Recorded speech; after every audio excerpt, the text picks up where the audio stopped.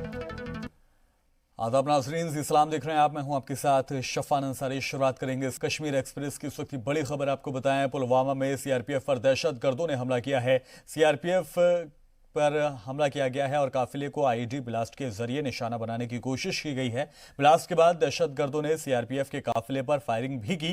हालांकि इसमें किसी के हताहत होने की कोई खबर नहीं है। हमले के बाद पूरे इलाके की घेराबंदी कर दी गई है। बताया जा रहा है कि मिलिटेंट्स ने पुलवामा में सर्कुलर रोड पर सिक्योरिटी फोर्सेस पर हमला किया। हमले में सीआरपीएफ का एक जवान जख्मी हुआ है, यह खबर अभी मिल रही है। हालांकि सर्च ऑपरेशन भी इसके बाद चलाया गया है।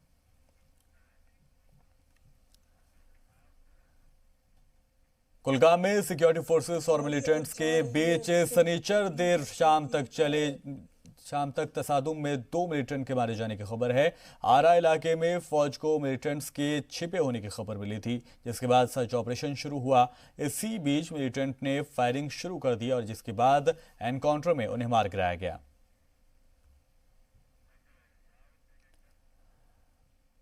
आपको यह भी बता दें कि एनकाउंटर से पहले फौज की जानिब से मिलिटेंट्स को सरेंडर करने का मौका भी दिया गया था। इसके लिए मिलिटेंट के अहले खाना को भी बुलाया गया।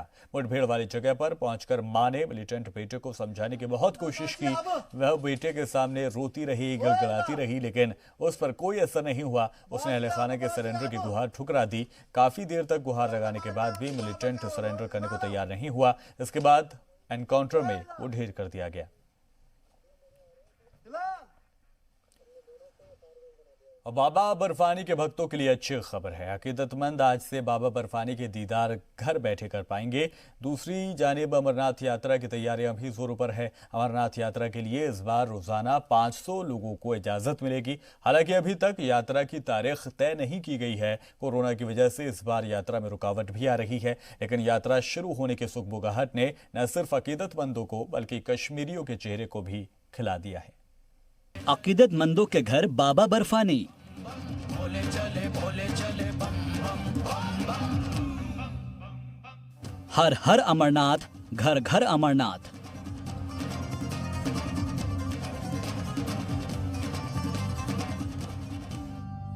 बाबा बर्फानी के अकीदतमंदों के लिए एक अच्छी खबर है। चलो अमरनाथ, अमरनाथ भाई, चलो अमरनाथ में मच जाती है कठिनाई। कोरोना ने भक्त और भगवान के बीच में दूरी बनाने की कोशिश तो की, लेकिन अकीदत की ताकत कोरोना वबा पर भारी पड़ रही है। इस बार बाबा बर्फानी खुद आपको दर्शन देने आ रहे हैं। हर हर महादेव के नारे और मंत्रोच्चार के बीच श्री अमरनाथ की पाक गुफा में वाक़ बाबा बर्फानी के घर बैठे दर्शन करने के लिए आप तैयार हो जाएं। हाँ, तो हमें लगता था कि इस लॉकडाउन में हम मतलब दर्शन कर नहीं पाएंगे। हमारा बहुत मन था अमरनाथ जाने का, बट देखा श्राइन बोर्ड ने मतलब हमारे लिए इतना अच्छा किया, मतलब लाइव आरती कर दी। आज मतलब सारे हमारे घर वाले मतलब सारे आज सुबह जल्दी उठ के सारे मतलब आज सबने आरती देखी, मतलब सब खुश हुए। मतलब सबकी मतलब मन्नत, मतलब सबका मतलब मन था कि मतलब भोले बाबा के दर्शन हो जाए, लेकिन लॉकडाउन के चलते हम मतलब ऐसे कर नहीं सकते थे। तो ये श्राइन बोर्ड ने बहुत अच्छा किया। बिल्कुल ऐसा शिवलिंग हमने पहले देखा ही नहीं। इस बार ही बहुत ही मतलब बाबा ने बहुत ही अच्छे दर्शन दिए, मतलब बहुत अच्छा लगा, मन को मतलब बहुत शांति मिली। 2005 के बाद मुझे बड़ा शौक था कि मैं जाऊं। इस बार मेरी जो फैमिली है सबों ने दर्शन किए। मेरी छोटी बच्ची थी, ये मतलब बच्ची थी, वो तो बिल्कुल छोटी थी, फर्स्ट में पढ़ती थी, उसने भी दर्शन किए। अब ये जो छोटे बच्चे हैं इनको भी बड़ा शौक था और मैंने सोचा था इस बार उनको ज़रूर दर्शन कराए, लेकिन बाबा की मर्जी नहीं थी। बहुत मुझे पुरानी बातें याद आई, जैसे मैं वहाँ ही हूँ, बाबा के चरणों में ही हूँ। श्री अमरनाथ श्राइन बोर्ड ने अभी यात्रा शुरू करने की तारीखों का ऐलान तो नहीं किया है, लेकिन इंतजामिया ने तैयारियां तेज कर दी हैं। जम्मू कश्मीर इंतजामिया के मुताबिक एक दिन में गुफा तक 500 अकीदतमंदों को ही जाने की इजाजत मिलेगी। बाहर से आने वाले अकीदतमंदों को कोरोना की जांच करानी होगी। जब तक रिपोर्ट नेगेटिव नहीं आ जाती, क्वारंटीन सेंटर में रहना होगा। 55 साल से कम उम्र के अकीदतमंदों को ही यात्रा की इजाजत देने पर बात चल रही है। हेलीकॉप्टर की बुकिंग को लेकर फैसला नहीं लिया गया है। ऑनलाइन रजिस्ट्रेशन का इंतजाम हो सकता है।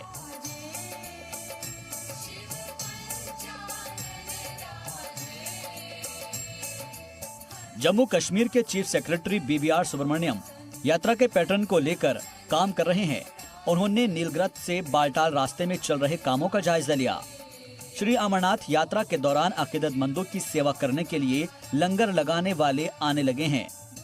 इंतजामिया ने यात्रा के रास्ते पर तैनात हेल्थ वर्कर्स और डॉक्टरों की PPE किट और दीगर सिक्योरिटी टूल्स मुहैया कराए हैं।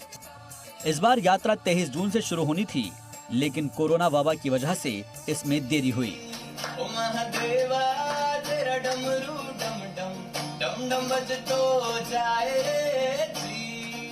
खालिद हुसैन के साथ ब्यूरो रिपोर्ट, जी मीडिया। हो जाता चंगा नाम तेरा जब लेता ता ता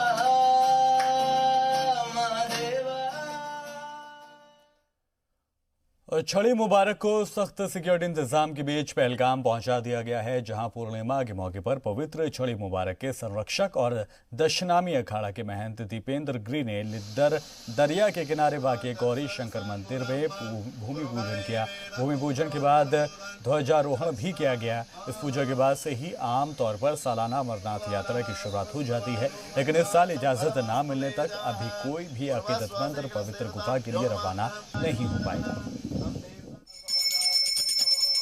चूंकि ये असाधारण परिस्थिति है, ऐसा कभी हुआ नहीं ना, ये असाधारण परिस्थिति है, तो इस चैलेंज को, इस चुनौती को मिलने के लिए, इसको निपटने के लिए हमें असाधारण ही निर्णय लेने पड़ेंगे। जो छड़ी मुबारक का पारंपरिक जो मार्ग है, जैसा आपने कहा, जो हमारे धार्मिक ग्रंथों में है, जो रिलीजियस सिग्निफिकेंस है, वो निश्चित रूप से पहलगाम, चंदनवाड़ी, शेषनाग, पंचकर्णी और अंततः पवित्र गुफा, ये मार्ग माना गया है।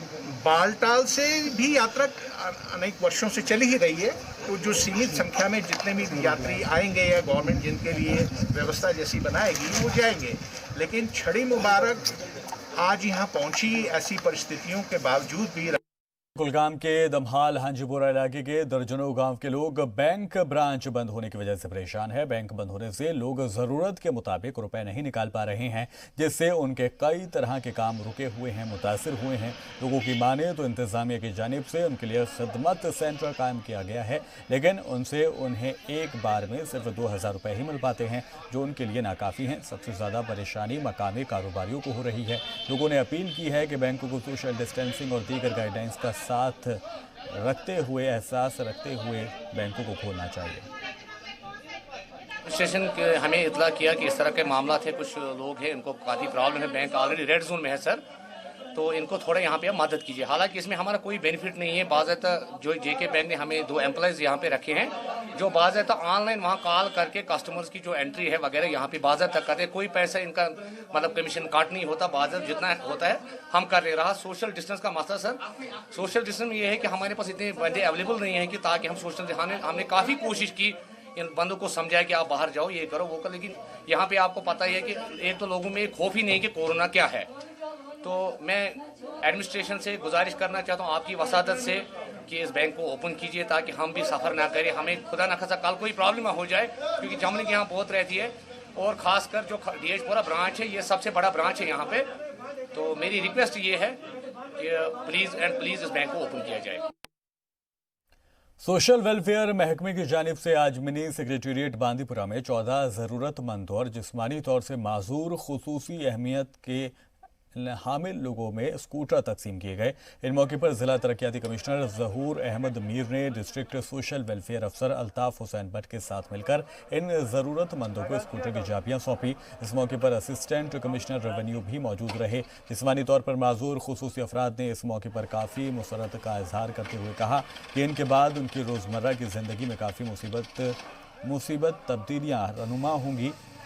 उन्होंने ये भी कहा कि इसकी मदद से अब वो बहुत सारे काम कर सकते हैं। ज़िला सोशल वेलफेयर अफसर ने कहा कि करीब 150 ऐसे लोगों ने इन स्कूटर के लिए रुजू किया है, जिसमें से पहला इंस्टॉलमेंट में हमने 14 अफराद में करीब 12 लाख रुपए मालियात के स्कूटर तकसीम किए हैं, जबकि बाकी अफराद में बहुत जल्द दूसरे इंस्टॉलमेंट में उससे मुस्तफ़ीद हो सकते हैं।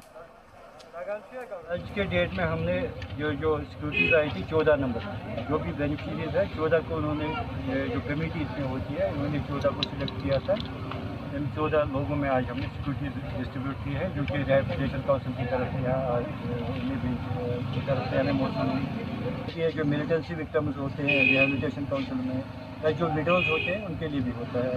1,000 पर मंथ हम 1,000 रुपये देते हैं। इस कड़ी ये पहली कड़ी थी। इसके बाद भी जो डिजर्विंग या जो दूसरा लिस्ट होगा अगले कुछ महीनों में दूसरे स्कूटीज भी आएंगे, तो उनको वैसे ही जो डिजर्विंग है उनके। कुलगाम में अवामी शिकायत के निपटारे के लिए एक कैंप का इनेकाद किया गया। बांदीपुरा इलाके की अवाम के मसाइल, मुतालबात और शिकायतों का जायजा लेने के लिए डीडीसी कुलगाम शौकत एजाज भट्ट की सदारत में मिनी सेक्रेटेरिएट कुलगाम में एक कैंप का इनेकाद किया गया। सोशल डिस्टेंस की पासदारी करते हुए इलाके के कई लोगों ने इसमें हिस्सा भी लिया।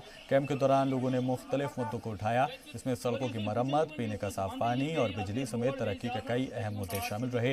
लोगों ने डीडीसी को कुलगाम से यारीपोरा तक मेन रोड की हालत के बारे में जानकारी मुहैया कराई और इसकी मरम्मत की मांग की, ताकि इलाके के लोगों को सही रास्ता मुहैया कराया जा सके। इस मौके पर कई आला अफसरान मौजूद रहे। फौज के जवान एक तरफ दहशतगर्दी को खत्म करने के लिए ऑपरेशन चला रहे हैं, तो दूसरी तरफ कश्मीर के नौजवानों की बेहतरी के लिए भी एक कदम उठा रहे हैं। इसी सिलसिले में बडगाम में 2 RR की जानिब से एक स्पोर्ट्स फेस्टिवल का इनेकाद किया गया। इस फेस्टिवल में रेस, पुलोवर जैसे मुकाबले कराए गए, जिसमें मकामी नौजवानों ने बढ़ चढ़ कर हिस्सा लिया। इन खेलों में अच्छी कारकर्दगी का मुजाहरा करने वाले खिलाड़ियों को इनामात से भी नवाजा गया।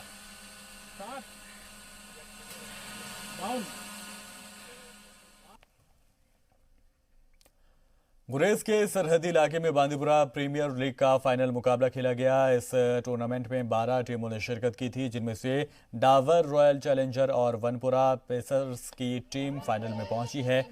वनपुरा पेसर्स ने 15 ओवरों में 95 रन बनाए, जिसे रॉयल चैलेंजर्स ने आसानी से हासिल कर लिया। इसके बाद अच्छी कारकर्दगी दिखाने वाले खिलाड़ियों को इनामात से नवाजा गया। मकामी खिलाड़ियों ने टूर्नामेंट मुनाकिद करवाने के लिए फौज का शुक्रिया अदा किया। जो यहाँ का यूथ जो है, मतलब इस लेवल का टूर्नामेंट जो है, यही GPL, इसमें पूरे ओवरऑल बगतूर से लेके पूरे तुलेल तक की टीमें थे। इसमें हमें ये फ़ायदा मिलता है कि हम मतलब अच्छे से हर किसी किस्म के टैलेंट को फेस कर पाते हैं। जैसे कोई अगर अच्छा टैलेंट है क्रिकेट के लिहाज से, किसी के पास उतनी अच्छी मतलब टैलेंट है, खेलने का उतना अच्छा हुनर है, तो हम मतलब अलग अलग वेराइटीज़ को फेस कर पाते हैं यहाँ पे। इतने मतलब ये बड़े लेवल का टूर्नामेंट था, पूरे ऑल ओवर गुरेज का था। श्रीनगर में बच्चों को फुटबॉल की ट्रेनिंग देने के लिए फुटबॉल एकेडमी खोली गई है। सेहरा नाम की खिलाड़ी ने एकेडमी की शुरुआत की है। सेहरा खुद एक खिलाड़ी हैं और एक लड़की हैं और चाहती हैं कि कश्मीर की लड़कियां भी आगे आएं और अपने सलाहियतों का इस्तेमाल अपने मुस्तकबिल को संवारने के लिए करें।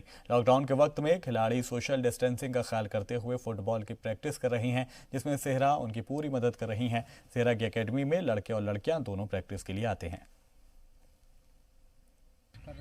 हाँ, कहा गया। मेरे जितने भी मुझे लगता है फ्रेंड्स हैं, वो बोलते हैं कि यार आप टाइम वेस्ट कर रहे हो, क्या कर रहे हो, इससे चलो अच्छा है घूमने। वो ये मैं क्या करती थी, मेरे बैचमेट जो है वो जाते थे, मतलब घूमने जाते थे सब वीकेंड्स पे। मैं जाती थी सीधे TRC, हमारा होता था संडे और फ्राइडे प्रैक्टिस शेड्यूल, तो हम वहाँ पे प्रैक्टिस करवाते थे बच्चों को। तब वो छोटे थे, जूनियर्स, मतलब लाइक 6-7 ईयर्स ओल्ड के, तो उनको मैं प्रैक्टिस कराती थी। मुझे मतलब ज़्यादा इंस्पिरेशन मिलती थी कि जब ये बच्चे कर सकते तो मैं क्यों नहीं कर सकती हूँ। तो मैं ज़्यादा मुझे लगता है बच्चों की वजह से ज़्यादा इंस्पायर हुई हूँ। तो उसके बाद मैंने सोचा कि लड़कियों के लिए मैं एक एकेडमी खोलूँगी, ताकि पहले मुझे सपोर्ट खुद चाहिए था, बैकग्राउंड सपोर्ट। उसके लिए मैंने पहले खुद खेला, उसके बाद मैंने एकेडमी स्टार्ट की। और खबरों में आगे बढ़ेंगे। कोरोना वबा के सबब लॉकडाउन चल रहा था, जिसका सीधा असर जम्मू के कारोबारियों, होटल्स, रेस्टोरेंट्स, मालिकान और टैक्सी चलाने वालों पर भी पड़ा था। इस दौर में सभी को काफ़ी मुश्किलात का सामना करना पड़ रहा था, लेकिन अब जम्मू कश्मीर सरकार की जानिब से उनको राहत दी जा रही है, जिससे इनके चेहरे पर खुशी है और ये सरकार का शुक्रिया अदा कर रही हैं। जम्मू कश्मीर में अनलॉक होने पर नए गाइडलाइंस को भी जारी किया गया है, जिसमें होटल, रेस्टोरेंट और टैक्सी यूनियन भी शामिल है और इन लोगों ने सरकार के इस फैसले का खैर मकदम किया है। Jammu hotel, restaurant and lodge association का ये कहना है कि सरकार के हुक्म के बाद हमने होटल साफ करने शुरू कर दिए हैं और होटल खुलने के बाद वो सोशल डिस्टेंसिंग की बाजारी भी करेंगे। जम्मू टूरिस्ट टैक्सी एसोसिएशन ने कहा कि सरकार ने जो कदम उठाया है वो काबिल सताइश है, लेकिन सरकार को इंटरस्टेट टैक्सी को भी इजाज़त देनी चाहिए। कल ये ऑर्डर शाम को निकाला, हम इसका वेलकम करते हैं, लेकिन उसके साथ साथ ही उनको बताते हैं कि इंटरस्टेट और ऑल यूटी JNK में टैक्सी को चलने की जो है वो परमिशन दी जाए। जो यूटी के फ़ायदे होने चाहिए वो गवर्नमेंट को देने चाहिए।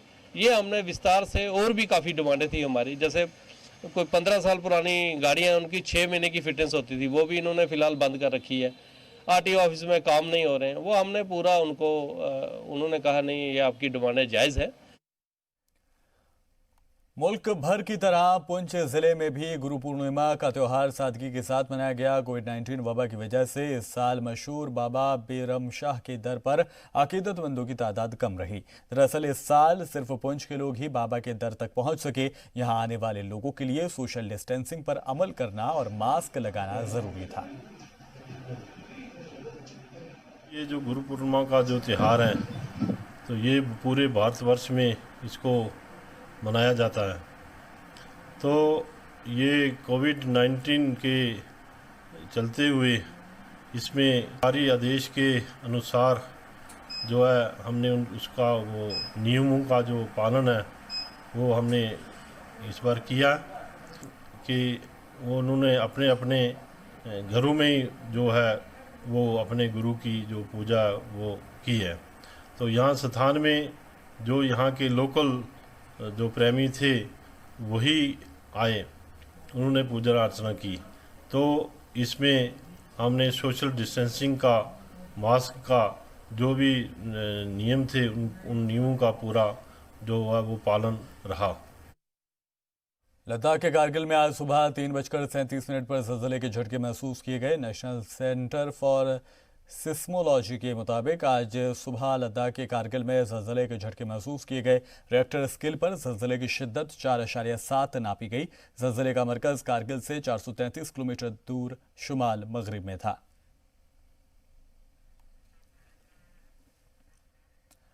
चीन की जानिब से तैनाती के जवाब में हिंदुस्तान ने फौज की एक और डिवीज़न लद्दाख में तैनात कर दी है। इस डिवीज़न के तैनात करने के साथ ही केवल मशरकी लद्दाख में हिंदुस्तानी फ़ौज की कुल 4 डिवीज़न हो गई हैं। अब यहां हिंदुस्तानी फ़ौजियों की तादाद 60,000 हो चुकी है। मई से पहले इस इलाके में केवल एक डिवीज़न तैनात थी। मई में तनाज़ा शुरू होने के फ़ौरन बाद ही उत्तर प्रदेश और हिमाचल प्रदेश से 2 माउंटेन डिवीज़न को लद्दाख में तैनात कर दिया गया था।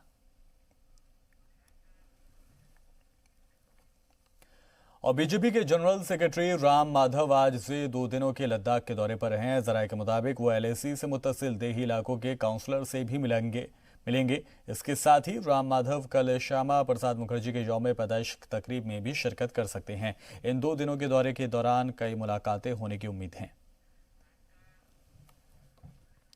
चीन की हरकतों को ध्यान में रखते हुए हिंदुस्तान की जानिब से भी ज़रूरतमंदाना सख्त पैगाम दिया गया है। हिंदुस्तान की फ़ौज की कई टुकड़ियां इस वक्त लेह में तैनात हैं, तो वहीं अब लेह में LAC के करीब सुखोई, MiG-29 और अपाचे जंगी हेलीकॉप्टर एक्शन में नजर आ रहे हैं। सरहद पर ड्रैगन आग दिखाने का ज़रा भी हिमाकत करेगा तो उसके लिए ये जंगी तैयारे मुंह तोड़ जवाब देने के लिए तैयार हैं। आपको ये बताते चलें कि गलवान मामले को देखते हुए खुद PM मोदी लद्दाख के दौरे पर गए थे और फौज के जवानों से मुलाकात की थी। अब आपको हिंदुस्तानी फौज के हिम्मत और ताकत का एक वीडियो दिखाते हैं। ये वीडियो हिंदुस्तानी फौज ने ट्वीट किया है। गलवान में 20 जवानों की शहादत पर एक वीडियो का पैगाम एक ही है, मैं फौजी हूँ और मैं हिंदुस्तान हूँ। दीपक न प्रधान, मेरा हुक्म है कर्नल बाबू की कमान। न सिग्नल्स, न पंजाब, न तोपखाने की तान। पूरी भारतीय सेना मेरी, मैं सेना का सम्मान। एक अफसर, 3 JCOs, 16 जवान, एक भारत देश और 20 बड़े बलिदान। मेरा कर्म ही मेरा धर्म, मेरी पलटन मेरा मान। लद्दाख हो या लोलाब, जनाब जरा सावधान। मेरी चाय में चीनी का नहीं है स्थान, मेरी वर्दी में है नाम, नमक निशान। न छत्तीसगढ़, न झारखंड, न हिमाचल, न बंगाल की बान। सिर्फ तिरंगा मेरा, मैं तिरंगे की आन और शान। तूफान जो उठेगा साहब तो सबकी होगी पहचान। दिया वही रह जाएगा जिस दिए में होगी जान। न सिख, न हिंदू, न मुसलमान, मैं भारत का फौजी, मैं हिंदुस्तान। और इसी पैगाम के साथ फिलहाल के लिए इस बुलेटिन में इतना ही।